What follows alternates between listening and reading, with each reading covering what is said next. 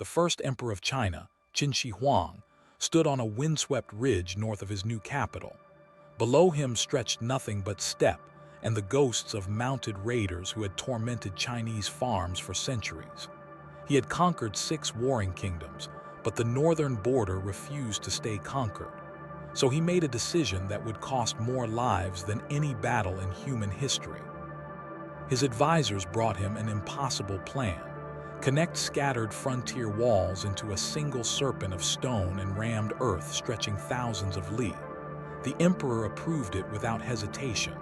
What he did not tell his people was that the wall would never stop invaders. It was built to trap them inside kill zones. But to build those kill zones, he needed bodies. The conscription edict swept through villages like a plague. Every family with 2 sons lost 1. Every family with 3 lost 2.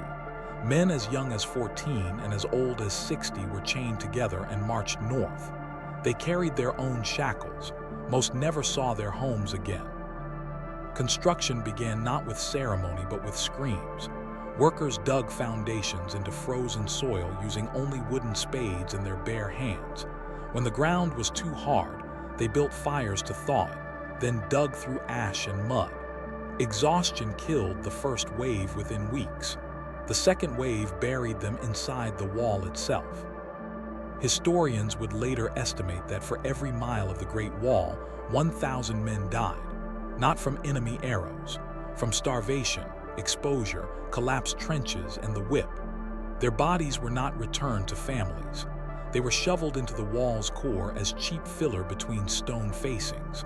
The wall became the world's longest mass grave. Yet the emperor never visited the construction sites. He remained in his palace, obsessed with immortality.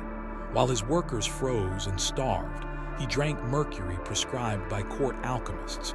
While bones were stacked like bricks, he planned a tomb guarded by a terracotta army. The wall was never about protecting China. It was about projecting a myth of absolute control. The first major breach came not through the wall but through the emperor's own arrogance.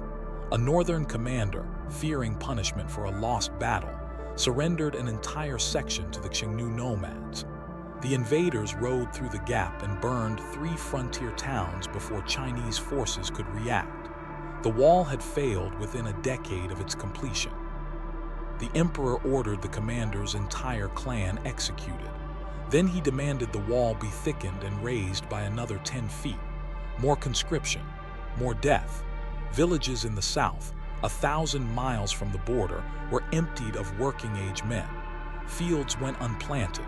A famine spread across the empire that killed more civilians than the wall ever would.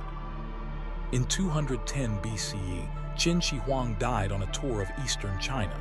His body was packed with rotting fish to mask the smell while his son rushed to seize power.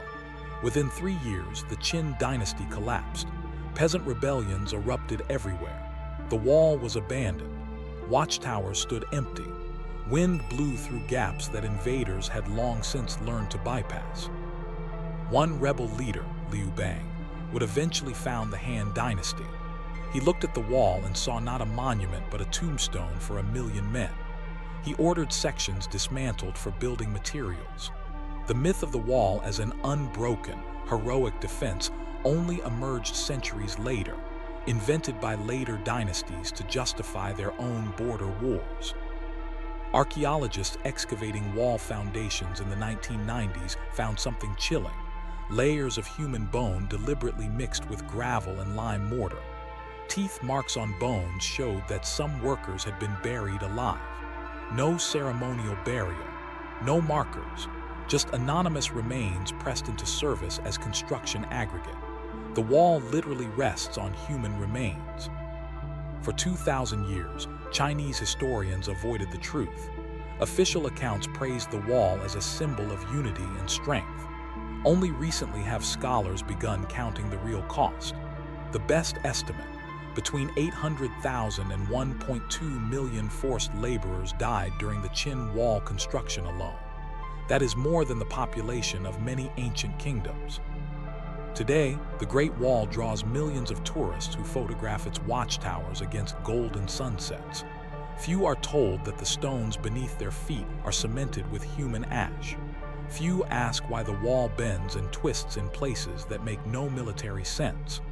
Those bends mark where work gangs collapsed and were replaced by new slaves who continued the same faulty line. The emperor who built the wall wanted to be remembered as a god. Instead, he became a warning. No structure made of human misery can protect anything worth keeping. The Great Wall still stands, but every stone carries a whisper from the million men who died to build a myth their creator never lived to see fail.